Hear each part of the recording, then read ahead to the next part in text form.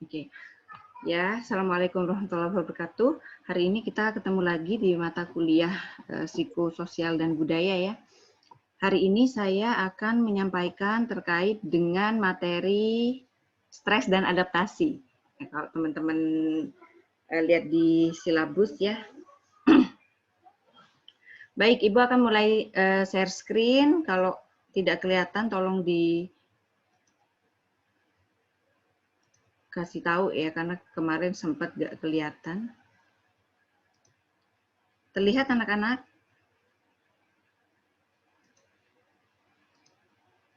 Oke, kelihatan ya si pen? Kelihatan, Bu. Oke, alhamdulillah. Ibu kecil. Ya, stres dan adaptasi ya. Jadi beberapa pakar itu menyebutkan definisi stres. Menurut Selye, ini saya ambil dari beberapa buku, salah satunya Potter Perry. Kemarin saya sudah katakan ya, buku Potter Perry itu buku kitabnya keperawatan, ada 2 tebel di situ. Hampir semua informasi bisa kalian dapatkan di situ. Mulai dari teknik menyuntik, psikososial, dasar, budaya, semuanya ada di situ. Dan hubungannya dengan keperawatan. Semua hubungannya dengan keperawatan. Oke, menurut Selye, definisi stres itu adalah respon tubuh yang tidak spesifik terhadap setiap kebutuhan yang terganggu. Jadi memang manusia itu punya kebutuhan ya. Jadi ketika kebutuhannya itu terganggu, maka tubuh itu akan memberikan respon. Responnya seperti apa nanti kita akan bahas. Kemudian menurut Cozier, bahwa stres adalah fenomena universal bagi setiap orang yang pasti akan mengalaminya, ya enggak? Pasti kalian juga pernah stres ya, Ibu juga stres gitu. Dan setiap orang pasti stres. Kenapa? Karena mereka punya kebutuhan, mereka juga punya masalah. Sebenarnya ini sudah sedikit saya singgung di keperawatan jiwa kemarin, waktu ketemu dengan Ibu, yaitu materi tentang bagaimana gangguan jiwa dari persepsi keperawatan. Kalau kita lihat dari modelnya Stuart, nah di situ Stuart kan model yang dia pakai adalah stres dan adaptasi. Dan di Indonesia pengkajian kita atau di jiwa terutama pengkajiannya itu lebih banyak dipengaruhi oleh model Stuart, yaitu stres dan adaptasi. Jadi sebenarnya sedikit banyak kalian sudah memahami ya stres itu seperti apa. Kemudian menurut Davis, stres itu adalah kejadian kehidupan sehari yang tidak dapat kita hindari ya, sama dengan Cozier ya, sama kayak masalah ya. Jadi stres itu kan sebenarnya ada kebutuhan, kemudian atau ada masalah di situ karena tidak sesuai dengan apa yang diinginkan, maka timbul stres. Begitu. Dan menurut Cozier, stres adalah kondisi sistem tubuh yang berespon terhadap perubahan dalam kondisi normal.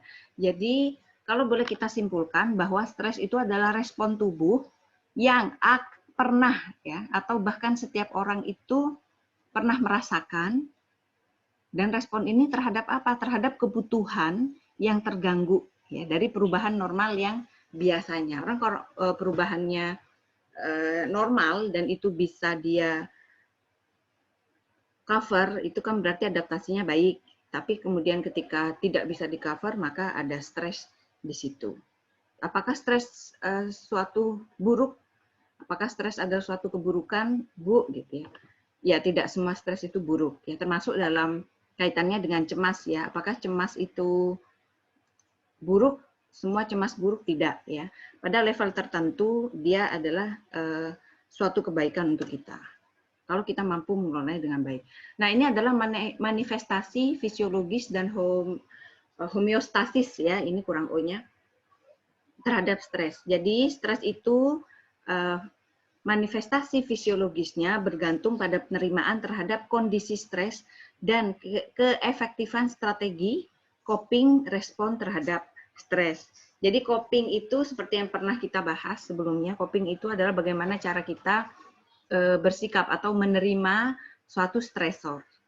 Ya, ada coping yang baik, ada coping yang buruk. Contoh, misalnya ada orang stres, kemudian copingnya, oh ternyata dia tambah dekat gitu dengan Allah, itu berarti baik copingnya. Tapi ketika copingnya inefektif, misalnya dia minum minuman keras atau obat-obatan terlarang.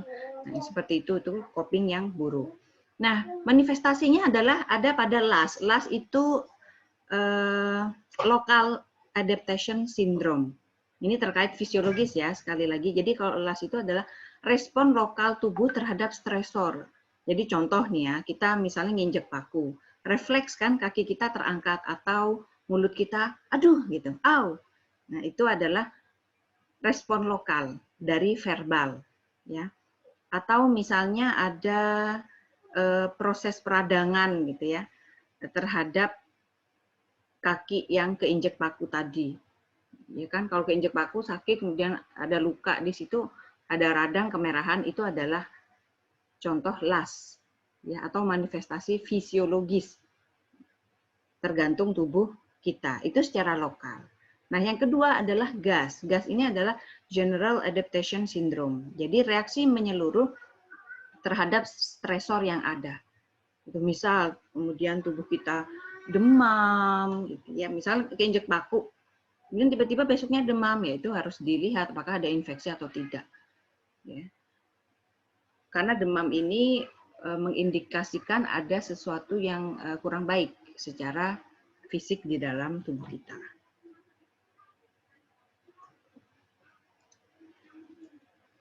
Nah, bagaimana manifestasi stres secara psikologis? Manifestasinya adalah ada dua ya, satu cemas. Yang pertama adalah cemas. Dan cemas ini pun terbagi menjadi 4 range ya. Yang pertama adalah cemas ringan. Cemas ringan itu berhubungan dengan ketegangan dari peristiwa sehari-hari. Boleh nggak cemas ringan seperti ini? Boleh ya. Misal contoh kalian besok mau ujian kompetensi nih. Masa nggak cemas? Nggak mungkin kan? Harus cemas. Dan cemasnya harusnya dalam tingkat ringan. Kenapa? Karena dengan cemas ringan itu kita dituntut untuk kemudian menjadi lebih baik. Wah, besok ujian nih. Gimana ya kalau dapat kecil gitu. Gimana ya kalau IPK-nya kecil, sehingga efeknya atau responnya adalah kita belajar dengan lebih baik. Itu adalah respon cemas ringan gitu ya. Ada yang sampai misalnya tekanan darahnya jadi naik, tapi tidak terlalu drastis, gitu ya. Kemudian yang kedua adalah cemas sedang. Nah, pada cemas ini lahan persepsi menurun ya. Individu itu lebih fokus pada hal yang penting saja dan mengesampingkan yang lain. Ini sedang. Ya, contoh misalnya kita tadi ya mau ujian, kemudian tiba-tiba sakit perut, ya suka kayak gitu ya, berkeringat, ya, keluar keringat berlebih, pengen BAK, BAB. Nah, itu adalah respon cemas, cemas yang sedang. Kemudian jadi susah tidur. Nah, ini adalah cemas yang perlu juga kita hindari, cemas seperti ini. Kenapa? Karena kita biasanya akan fokus atau kehilangan fokus yang lebih banyak pada masalah yang sebenarnya. Misalnya karena masalahnya adalah besok mau ujian, kemudian jadi deg-degan, tekanan darah naik, kemudian nafasnya lebih banyak pendek. Nah, akhirnya kan lebih tubuh kurang baik meresponnya. Nah, yang terjadi kita tidak fokus pada stresor. Nah, kemudian ada cemas berat. Nah, ini dia. Pada cemas berat ini persepsi lahan mulai menyempit. Ya. Jadi seseorang cenderung hanya memikirkan hal yang kecil saja dan mengabaikan hal yang penting. Nah, ini nih blocking ya, bisa sampai blocking, terus ngomongnya cepat. Contoh misalnya nih, wawancara gitu, kemudian kita cemas banget ini bakal lulus atau enggak, gimana caranya wawancaranya berjalan dengan baik, tegang kan? Kemudian jawabnya belepotan, kemudian susah gitu yang harus dikeluarkan dari otak itu. Nah, itu sebenarnya dia dalam kondisi cemas berat gitu, sampai sakit kepala, sampai tekanan darahnya meningkat, blocking juga, diajak ngomong susah gitu. Karena memang lahan persepsinya itu sangat sempit. Dia nggak berpikir yang lain, dia berpikir itu aja. Jadi tidak luas lapang pandangnya itu. Nah, yang terakhir itu adalah panik. Nah, ini kondisi yang sudah sangat tidak bisa ini ya dikendalikan. Jadi pada respon panik, pasien atau individu itu sulit untuk mengendalikan diri. Ya, biasanya langsung sesak gitu. Misalnya kita dengar kabar yang mengejutkan. Ya, biasanya kan respon orang berbeda-beda ya. Orang yang panik, dia akan langsung nggak berpikir logis, ya misalnya langsung marah gitu atau berteriak. Biasanya seperti itu responnya. Ya, misalnya kabar buruk apa, terus dia langsung berteriak, atau melihat sesuatu yang jelek, dia berteriak. Ya, kemudian kehilangan kendali, persepsinya kacau, dia sudah tidak bisa diarahkan. Kalau berat itu justru bisa diarahkan. Karena apa? Karena dia udah nggak mikirin apa-apa gitu. Tapi kalau di sini dia kalau panik ya, dia tidak bisa diarahkan walaupun sudah diberi pengarahan. Nah, yang seperti ini bisa masuk kepada emergensi. Ibu sudah ngajar ya di jiwa, udah masuk. Belum ya, emergensi keperawatan nanti di jiwa. Kita juga akan belajar tentang bagaimana mengatasi krisis pada kondisi krisis atau emergensi. Panik ini masuk dalam salah satunya. Jadi cemas berat dan panik. Nah, manifestasi yang kedua secara psikologis itu adalah anger atau marah. Jadi kondisi emosional yang timbul karena bermusuhan atau ada rasa yang tidak menyenangkan itu ada dua ya. Ada ekspresi marah. Marah itu juga bisa destruktif, bisa konstruktif. Kalau destruktif ya jadi agresif, jadi kekerasan gitu ya, atau violence. Jadi misal ada masalah gitu, kemudian dia langsung marah, kemudian dia memukul atau merusak. Nah, itu marah yang destruktif. Ini kalau di jiwa, kita kaitkan dengan jiwa, ini masuk ke RPK, resiko perilaku kekerasan. Kemudian ekspresi marah yang konstruktif, seperti apa? Dikomunikasikan. Contoh misal teman kita gitu, kita lagi kelompokan, ya, kemudian ada teman kita yang kurang join ya atau kurang memberikan banyak ini kontribusi, pasti kan ada rasa di dalam hati ya, wah ini cuma numpang nilai nih, kita marah tuh. Marahnya seperti apa yang konstruktif? Dikomunikasikan, disampaikan bahwa kita masing-masing punya porsi gitu. Kamu ngerjain ini, kamu ngerjain ini, kamu ngerjain ini. Gitu. Kalau tidak dikerjakan, ya sudah namamu tidak masuk di kelompok kita. Begitu. Itu komunikasi. Kemudian yang kedua adalah mengidentifikasi sumber kemarahan. Apa sih sumbernya itu? Nah, itu yang kemudian diperbaiki. Oh, sumbernya ternyata ya tadi karena ada teman yang nggak ngerjain walaupun sudah dikasih tugas, nah, itu yang diselesaikan. Atau kalau di rumah sakit misalnya ada pasien yang kemudian dia marah, kan biasanya normal ya begitu ya keluarga pasien. Kenapa ini kok marah? Itu dicari. Ada apa Pak? Ada apa gitu ya. Jadi pertanyaan yang terapeutik itu ada apa? Ada apa? Apa yang bisa dibantu begitu. Ini sus, misalnya ini tidak diganti nih infusnya, saya sudah ngomong 3 kali. Nah, itu segera diganti dan itu bisa jadi evaluasi untuk tim keperawatan yang ada di situ. Siapa penanggung jawab dari pasien tersebut. Jadi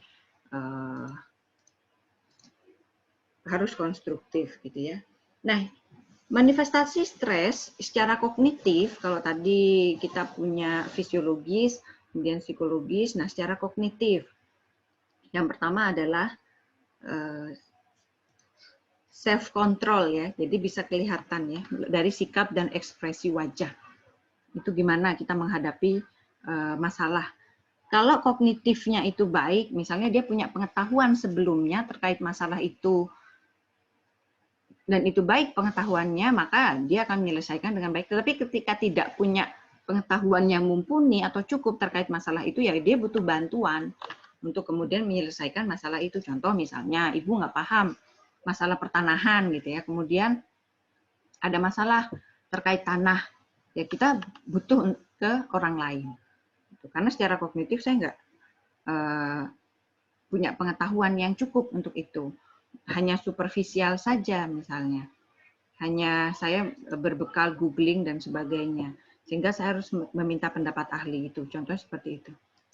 Ya. Kemudian ada yang namanya structuring ya. Memanipulasi situasi sehingga kejadian yang mengancam itu tidak terjadi. Contoh misalnya, kita dapat pasien bunuh diri ya. Pasien bunuh diri, maka yang kemungkinan besar yang paling banyak terjadi itu ya proses bunuh dirinya ya nggak sih? Maka gimana kita bisa memanipulasi situasi? Kita berikan ruangan isolasi yang baik untuk pasien bunuh diri. Dan tidak boleh kita mengisolasi itu 24 jam. Artinya nggak boleh dibiarin sendiri. Kita harus observasi tiap 5 menit sekali bahkan kalau dia sedang dalam keadaan tidak terkontrol. Kemudian kita berikan lingkungan yang aman, ya ada gunting dan pisau dan sebagainya itu kita harus ambil dari dia. Nah itu contoh dari structuring.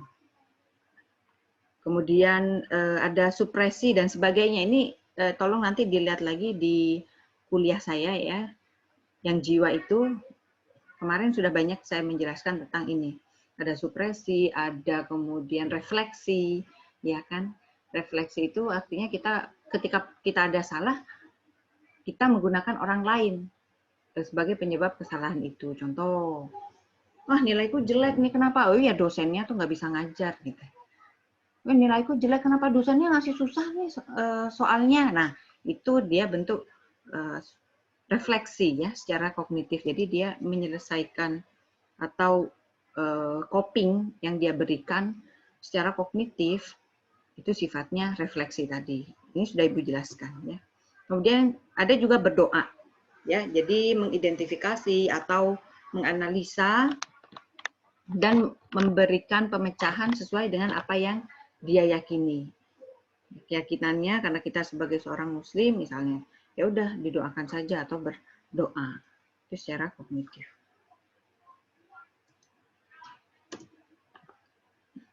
Nah, sedangkan manifestasi stres melalui respon verbal dan psikomotor, menangis gitu. Ada kan orang stres misalnya dapat kabar buruk, nangis. Nah, itu adalah respon verbal. Kemudian ada yang tertawa gitu. Kok ada ya stres tertawa gitu. Ya, ada karena dia stres. Aduh, udahlah aku butuh hiburan, dah ketawa aja kayak gitu. Teriak, ini yang Ibu katakan tadi. Menggenggam, memegang, meremas gitu ya. Misal kalian mau wawancara kerja kan, aduh gimana nih aku takut gitu kan, atau mau ujian, nanti ujian skripsi, wah seperti itu. Ya, jadi banyak sekali secara verbal maupun psikomotor. Nah, apa saja sebenarnya yang mempengaruhi manifestasi stres, nature ya, atau sifat dari stres. Apakah stres itu ke arah kebaikan atau ke arah keburukan? Misalnya Pak mau nikah itu kan sebenarnya menyenangkan, tapi stres kan. Nah, itu dia itu kan akan mempengaruhi manifestasi kita. Stres seneng gitu kan. Kemudian persepsi kita terhadap stres. Kita mempersepsikan, kalau kita mempersepsikan stres itu sebagai suatu yang buruk, ya udah akan jadi buruk. Contoh misalnya, aduh, kenapa sih ngasih soal sulit banget nih dosen misalnya. Kalau kita menganggap itu tantangan, maka kita akan membawanya easy going aja. Ah, ternyata dosennya ngasih ini nih, pasti ada hikmahnya nih. Aku jadi tambah belajar, tambah walaupun susah ya tengah malam, tambah lebih baik, tambah pinter. Tapi kok wah susah nih, udahlah nggak usah dikerjakan. Ngapain sih ngasih kayak gini? Nah sudah, itu ya tidak akan pernah membawa kebaikan untuk diri kita. Nah ini persepsi. Maka penting kita untuk mempersepsikan bahwa stres atau masalah itu adalah cara Allah ya, membawa kita ke arah yang lebih baik. Penting sekali. Kenapa? Karena ini akan menentukan respon kita terhadap stres serta adaptasi kita terhadap stres. Kemudian yang ketiga adalah jumlah stresor yang dialami. Misalnya bertubi-tubi. Misalnya kalau cuma satu, is oke lah ya. Datang lagi, datang lagi, datang lagi. Wah, berat itu. Ya, bisa jadi sangat berat. Apalagi kalau memang sifatnya berat. Tapi kalau stresnya kecil bisa diatasi. Ibarat di depan kita ada batu ya, kerikil gitu kan, lebih mudah dipindahkan kan satu-satu daripada batu yang besar sekali. Apalagi batu besar ditambah kerikil. Wah, itu lebih susah ya. Kemudian lamanya mengalami stres, seminggu, oke. Berulang kali, 2 minggu, 3, itu juga akan mempengaruhi manifestasi dan cara kita mengatasi stres. Kemudian pengalaman dengan stresor yang sebelumnya, misalnya, aku pernah kok yang seperti ini, malah lebih buruk. Gitu. Wah, yang ini seperti nih, seujung kuku misalnya. Nah, itu bisa sangat mempengaruhi. Kemudian usia, nah usia juga mempengaruhi karena memang tiap usia itu punya makin gede harusnya makin atau makin usia bertambah harusnya makin dewasa gitu harusnya ya. Kenapa? Karena diasumsikan dia punya pengalaman yang besar. Contoh anak kecil ngerjain soal matematika gitu, stres banget dia. Kita biasa aja gitu kan, karena memang kita sudah melalui tahap-tahapan seperti itu dan kita menganggap itu masalah yang kecil. Atau stresnya orang gede, anak kecil melihatnya, kenapa sih ini orang gitu ya? Kenapa sih ayah, kenapa sih bunda kok stres begitu aja? Karena dia memang tidak memikirkan hal tersebut. Jadi usia itu juga mempengaruhi. Kemudian yang terakhir adalah support system. Jadi support system itu dukungan kita. Jadi ketika kita stres, kita kan perlu pendukung. Salah satu pendukungnya itu adalah keluarga, misal. Kalau keluarga kita support, ikut membantu, ya itu baik. Atau secara ekonomi, misal mohon maaf, sekarang lagi corona gitu ya, kemudian kita ada anggota keluarga yang sakit, ya di masa corona kan susah banget ya, jangan sampai sakit ya gitu. Tambah biaya banyak. Kemudian ada support system, misalnya kita punya tabungan yang mencukupi, lah itu mengurangi stres. Gitu. Jadi support system itu sifatnya tidak hanya dukungan keluarga, tapi juga ada dukungan sosial, ada dukungan ekonomi juga. Nah, ini adalah tahapan stres ya, serta logaritmanya. Ya. Tahap 1, situasi stresnya singkat, maka nggak ada risiko. Ini masih kategori sehat. Tahap 2, situasi stresnya sedang ya, itu beresiko. Masih kategori sehat. Tapi sampai pada tahap 4 nih misal, tanda klinis sudah terlihat, katakanlah stres ya sampai mikir, sampai emah, sampai kemudian kemana-mana, darah tinggi dan sebagainya, itu udah ada dalam tahapan penyakit. Ketika gejala itu terus-menerus dan ada penyakit yang juga terus-menerus, bisa ke tahap kematian. Maka stres itu bukan main-main anak-anak sebenarnya ya. Ini ambil dari Potter Perry juga. Stres dan adaptasi. Gitu. Kemudian kalau dia masih di situasi yang stres yang singkat, itu obatnya masih predikatif ya. Ya masih mungkin nggak ada obat atau malah preventif gitu. Ya. Tapi kalau sudah ke sini ada penyakit, ya harus perawatan medis. Jadi perawatan medis ini mulai dari tahap 5. Ya, tapi kalau logaritma penyakit dari tahap 4. Ya, hati-hati ya, ini keluar nanti di ujian. Ini tandanya. Semuanya. Makanya kenapa kita itu tidak easy going gitu. Harusnya dalam hidup. Jangan terlalu ruwet memandang suatu masalah. Selesaikan dengan baik. Begitu. Kalau bisa dikomunikasikan, komunikasikan, nggak usah dibawa ruwet atau pikiran. Bu, komunikasi tersendat, ya komunikasi terus, berdoa sama Allah. Itu yang punya masalah itu Allah ya, saya sudah sering bilang ini. Ya. Jadi, kenapa? Agar tidak sampai pada tahap penyakit. Kenapa sih tuh orang kok punya penyakit, gitu ya, sampai gangguan jiwa bahkan, ya karena tadi, kerentanannya terhadap masalah atau terhadap stres itu rendah. Apalagi kalau sampai malah ke fisik ya. Saya punya ya ada cerita gitu ya. Jadi ada seorang ibu itu mau menikahkan anaknya, tapi kemudian anaknya lari gitu, hamil seminggu. Lari nggak pulang-pulang. Padahal catering sudah ada, semua sudah dipesan. Apa nggak pusing seperti itu? Pusing. Tapi kalau menganggap bahwa Ya memang sudah ini jalannya, bukan jodoh yang baik. Ya kita panggil anaknya. Ya memang awalnya akan stres, tidak mungkin nggak stres. Tapi ketika itu dipikir terus, nah si ibu ini akhirnya sampai pada tanda klinis penyakit. Hatinya bengkak, ya, bukan hati perasaan ya. Hati benar, livernya bengkak, akhirnya ada asites di perutnya, 3 bulan kemudian meninggal. Ada yang seperti itu ya ada. Karena dia kehilangan, itu kan proses kehilangan ya. Kemudian ada juga kehilangan suami, itu sampai stres gitu ya. Kemudian sampai meninggal juga ada. Yang meninggalnya karena memang sudah jalannya gitu dari Allah, tetapi kan ada proses di situ. Ada stres yang kemudian melanda dari pasangan gitu. Nah, kemudian ada manajemen stres juga pada respon fisiologis dan psikologis, ya. Apa ini juga saya ambil dari Potter Perry dan beberapa buku yang lain. Yang pertama, tentunya harus olahraga teratur. Coba deh kalian stres ya, kemudian pagi-pagi keluar rumah, kemudian di situ kalian jalan, ya, jangan sambil tutup telinga ya, karena kalau tutup telinga nggak dengar klakson mobil, wah habis itu nanti ya. Jadi dinikmati gitu ya, suasana itu akan mereduce stres, akan mengurangi. Kemudian istirahat dan tidur yang cukup. Jadi salah satu indikator kita hidup sehat itu adalah istirahat dan tidurnya cukup. Maksimal tidur tuh jam 10. Kenapa? Karena organ tubuh kita punya jam biologis juga. Ada kapan hati itu beristirahat, terutama organ pencernaan. Dia butuh istirahat, butuh regenerasi. Itu jam 10 itu maksimal kita istirahat.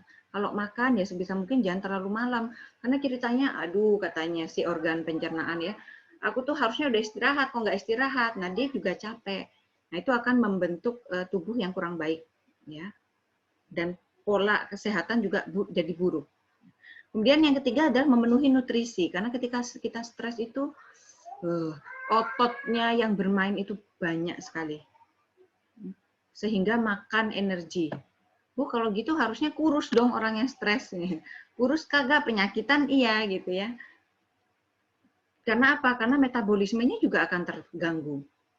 Sehingga yang harus terjadi adalah yang memenuhi nutrisi yang seimbang. Kemudian mempertahankan support system kita.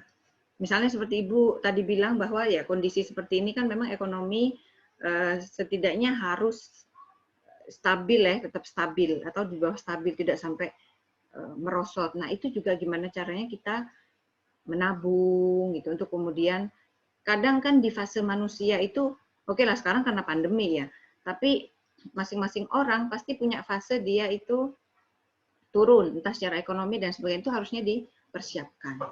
Kemudian kita juga harus mengidentifikasi mekanisme coping yang efektif. Ini juga selain pada kita, pada pasien-pasien kita. Pasien kita misalnya sedang berduka ya. Berduka tuh banyak, tidak hanya kehilangan orang yang dicintai, tapi kehilangan tubuh. Misalnya kita punya pasien amputasi, maka kita harus mempersiapkan dia secara mental. Alah, udahlah biar healing sendiri atau sama keluarganya, tidak boleh. Ya, sebagai seorang perawat kita harus membantu untuk meningkatkan copingnya. Ya, jadi kita juga harus identifikasi dengan apa ditanya. Apa yang biasa dia lakukan ketika stres dan sebagainya. Apakah itu bekerja dengan baik? Ya, maksud Ibu, ya saya kalau stres zikir Mbak. Apakah jadi tenang Bu ketika zikir? Iya.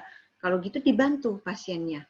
Mbak, saya kalau stres itu kayak seperti ini misalnya, cemas karena mau melahirkan, metodenya sesar misalnya. Anak pertama lagi kan. Nah, ditanya, kalau stres ngapain Bu biasanya?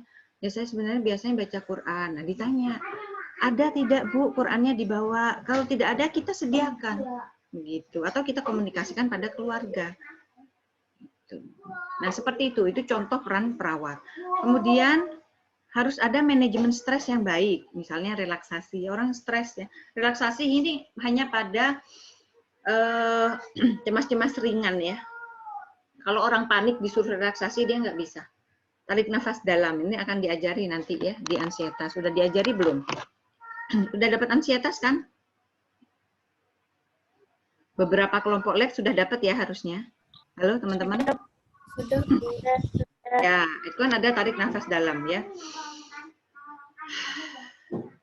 Tarik nafas dalam itu tidak hanya sekedar tarik nafas lewat hidung, keluarkan lewat mulut, tidak. Tapi benar-benar harus deep breath gitu ya, breathe ya. Jadi tahan 3 detik, benar-benar kemudian hembuskan pelan-pelan. Masukkan juga nilai spiritualitas di situ. Sambil zikir ya Bu, gitu. Jadi gitu. Itu relaksasi. Kalau belum dengan metode imajinasi 5 jari, itu juga disampaikan. Tapi yang diimajinasikan harus sesuai dengan kondisi pasien ya. Jangan yang membuat dia tambah stres dong. Dia misalnya lagi cemas di rumah. Cemas karena merawat anaknya. Gitu kan? Kemudian kalian memberikan metode relaksasinya dengan mengingat anaknya. Nah, itu malah tambah nanti ya.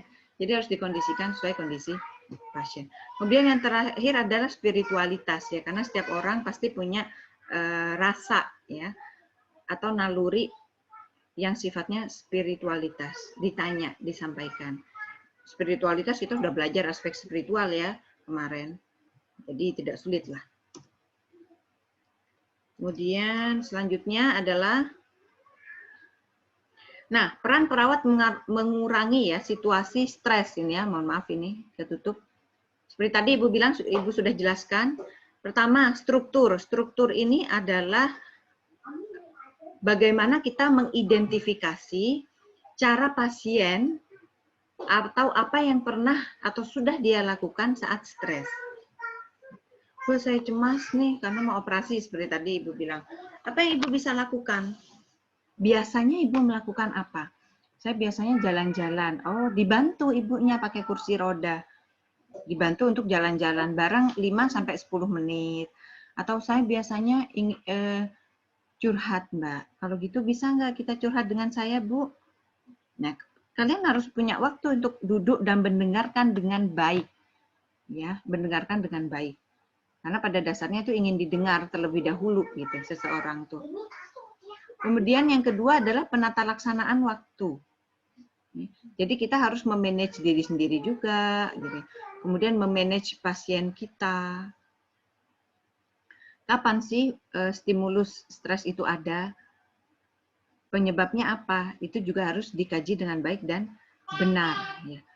Penyebabnya, kemudian kapan terjadi, stimulusnya apa, reaksinya bagaimana ketika stres. Itu juga harus dikaji berulang-ulang. Sehingga bisa kita kemudian memberikan masukan ya, dan mengajari teknik-teknik tadi yang sudah Ibu bilang ya di slide sebelumnya. Terakhir ada modifikasi lingkungan. Ini akan berjalan dengan baik kalau kita mengidentifikasi stresnya atau cemasnya.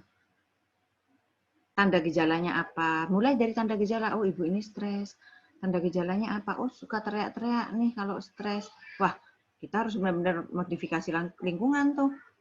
Oh dia suka berperilaku kekerasan. Nah, itu juga harus dimodifikasi. Bahkan kita harus tanya nih kalau sudah situasi stresnya seperti itu. Harus tanya pada keluarganya, bagaimana kalau di rumah, apakah kemudian perlu obat atau medikasi. Itu juga harus dikonsulkan ke dokter. Seperti diagram tadi ya, algoritma tahap-tahap stres.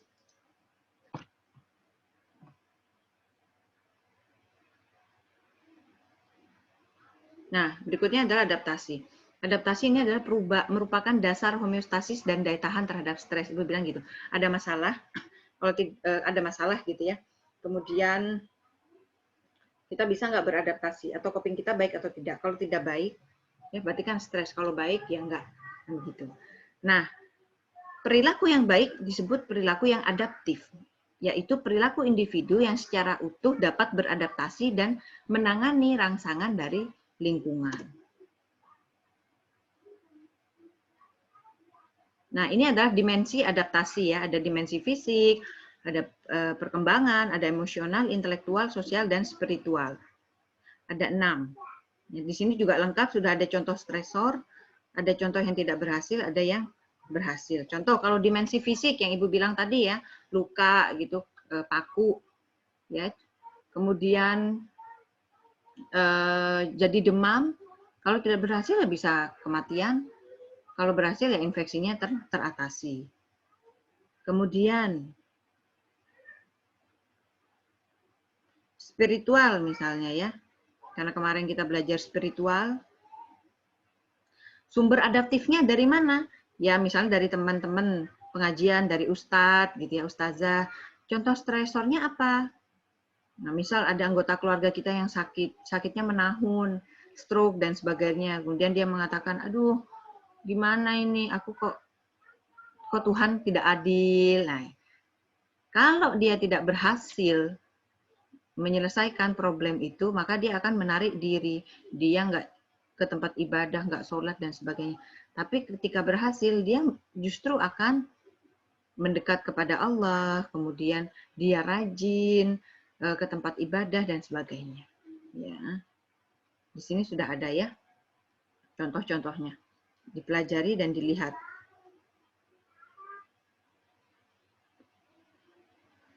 Contoh ini yang bagus nih ya, dimensi sosial, misalnya orang yang di sini contohnya alkohol, siapa sih yang nggak suka gitu, yang nggak suka ya kita, misalnya ada anggota keluarga kita, wah nggak suka kita.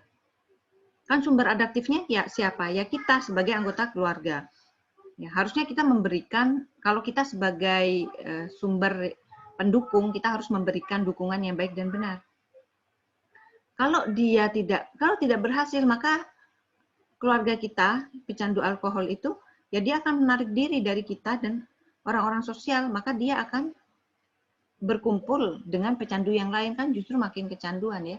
Tapi kalau berhasil, ya karena partisipasi kita, dukungannya adekuat, ya maka dia akan berhenti kan justru bergabung kepada kelompok yang anti alkohol. Kan banyak ya sekarang kelompok seperti itu, contoh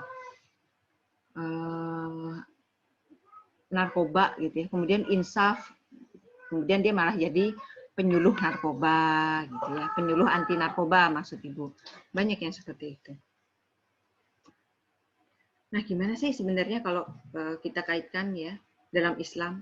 Nah, coba siapa sih yang nggak pernah punya masalah? Nggak mungkin. Ibu aja sekarang lagi punya masalah ya besar, misalnya, pasti mau kecil besar itu adalah masalah. Anak nggak mau mandi, masalah, ya, nggak mau belajar, masalah, gitu ya. Misalnya kalian ditanya nggak jawab, masalah juga, gitu ya. Contoh seperti itu.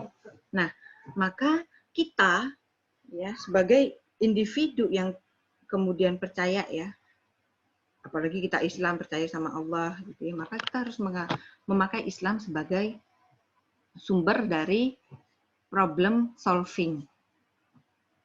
Contoh di surat Al-Imran 139, Allah sudah mengatakan wala tahinu. Yang kemarin ikut Ibu ya, ikut seminar Ibu pasti tahu ini. Ada yang ikut nggak nih seminarnya Ibu tentang insecure? Nggak ikut nih kayaknya ya. Eman kemarin bagus. Ya. Di sini dikatakan wala tahinu wala tahzanu. Wala tahinu, dan janganlah kamu bersikap lemah. Wala tahzan, dan jangan kamu bersedih hati. Allah ya. Allah loh yang ngomong. Ya. Wa antumul a'laun. Kenapa? Nggak boleh kita sedih hati ya Allah. Karena kamu adalah orang-orang yang tinggi derajatnya dibandingkan dengan yang lain. Tapi sorry ya anak-anak, ada syarat dan ketentuan berlaku di sini. In kuntum mu'minin, jika kamu orang yang beriman. Ada syaratnya. Jadi ngomongnya bukan in kuntum muslimin, jika kamu orang muslim. Muslim saja tidak cukup ternyata.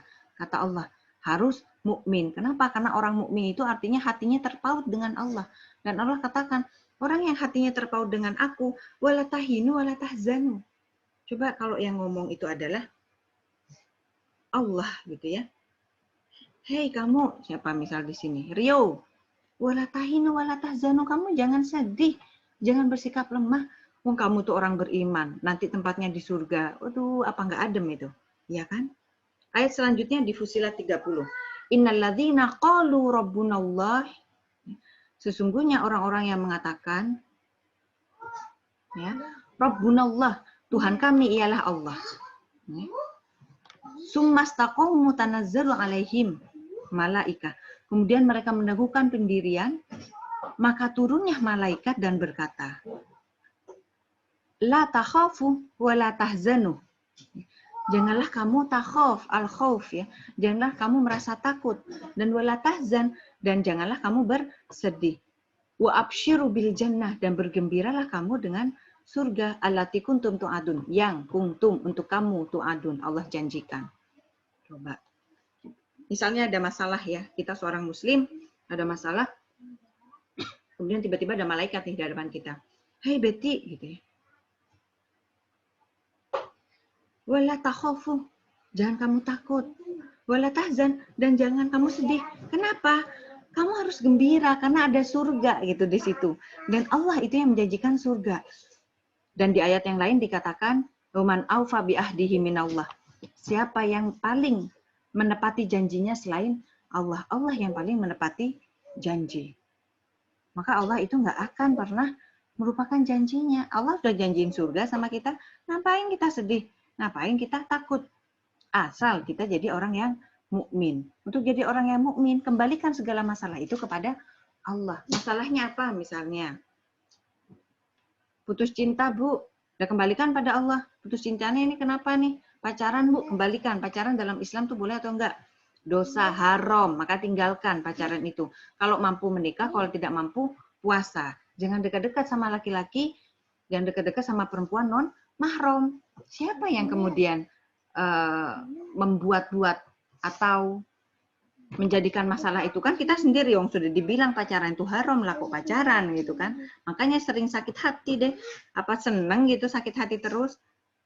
Nah itu kan juga perlu dipikirkan. Sudah disuruh sama Allah nggak boleh gitu ya. Nah itu kalau dalam Islam. Kemudian, nah ini juga kita harus meyakini bahwa Al-Baqarah 216. Boleh jadi kamu membenci sesuatu padahal ia amat baik bagimu, dan boleh jadi kamu menyukai sesuatu padahal ia buruk bagimu. Allah mengetahui, sedang kamu tidak mengetahui. Coba, yang maha tahu itu adalah Allah. Kita nggak bisa tahu. Misal teman-teman, aduh aku tuh sebenarnya pengen masuk ke jurusan apa, kok malah di keperawatan sih, misalnya. Ini sudah jalannya seperti itu. Kalau teman-teman masih mau mencoba di yang lain, ya silahkan. Tidak apa-apa. Tapi kemudian misalnya sudah 3 tahun berturut-turut mencoba di tempat lain. Ternyata tetap aja di keperawatan, nggak lulus-lulus tempat lainnya. Sudah berarti itu adalah skenario Allah untuk kita. Dan kita yakin bahwa itu yang terbaik. Contoh misalnya lagi. Misalnya ya, kita dapat masalah nih besar. Kita harus yakin bahwa sebenarnya itu adalah cara Allah untuk mendidik kita. Masalah orang kan beda-beda yang anak-anak ya. Misalnya ibu sekarang, aduh ibu nggak punya rewang gitu, aduh gimana nih pusing. Ya, tapi ternyata itu adalah caranya Allah agar ibu misalnya dekat sama anak-anak. Juga sudah ada suara anak-anak saya ya di sini.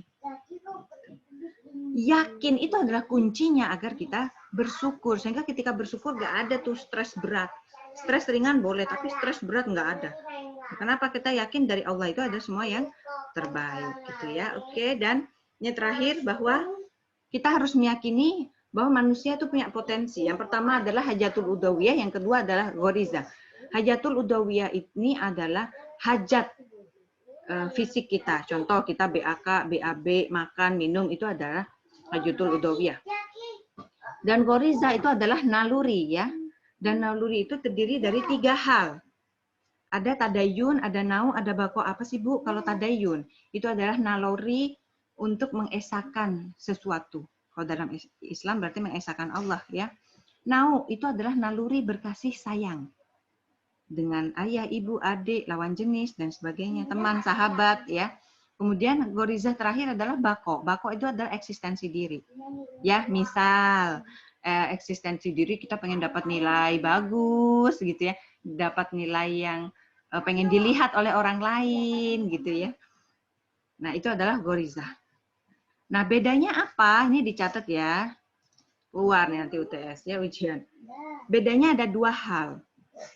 Terletak pada stimulus dan cara memenuhinya. Kalau hajatul udawiyah itu stimulusnya dari dalam diri, kalau goriza dari luar. Dari dalam diri, contoh teman-teman lapar. Dari mana? Ya karena otak mengirim sinyal bahwa kita lapar.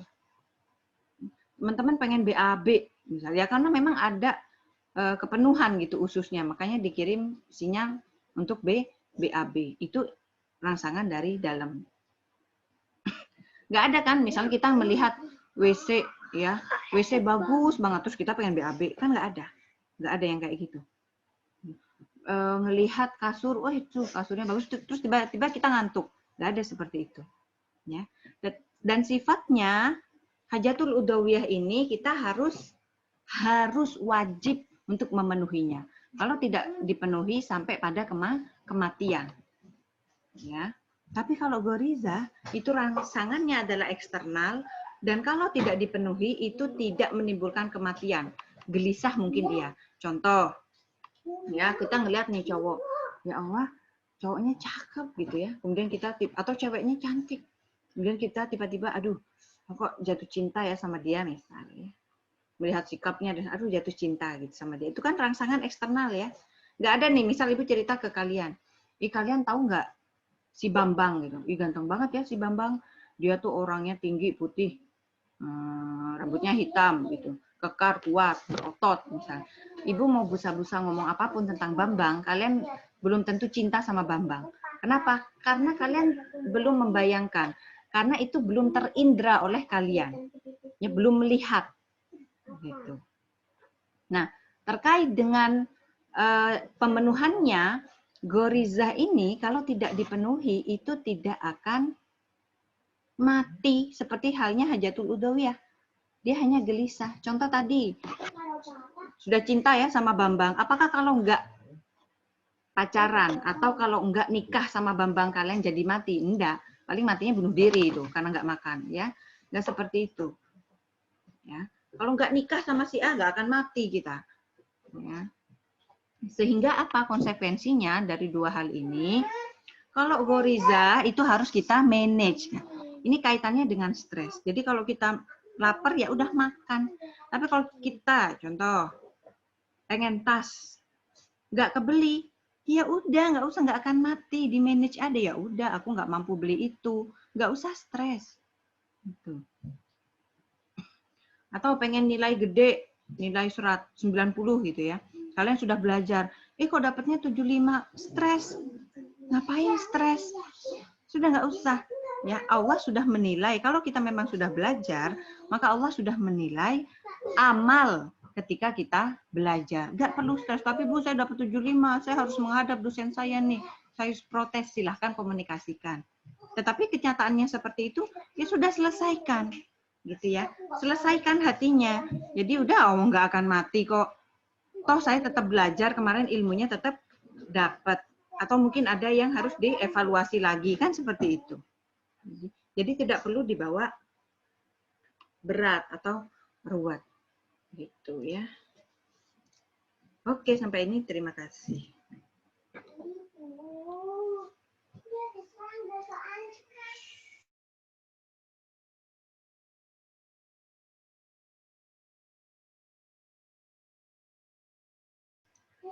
Baik, anak-anak ada yang mau ditanyakan? Silakan. Baiklah, alhamdulillah karena tidak ada pertanyaan. Jika ada pertanyaan bisa japri saya akan menjawab. Mau curhat juga boleh. Semoga hari ini menjadi keberkahan untuk kita ya anak-anak. Materi yang Ibu sampaikan membawa kebaikan untuk kalian. Amin. Bukan ke arah yang lebih baik untuk kita semua, menjadi sumber pendukung untuk orang lain, itu juga baik ya. Kalau gitu kita akhiri dengan bacaan hamdalah. Alhamdulillahirabbil alamin. Doa kafaratul majelis ya. Subhanaka Allahumma wa bihamdika asyhadu an la ilaha illa anta. Assalamualaikum warahmatullahi wabarakatuh. Waalaikumsalam warahmatullahi wabarakatuh.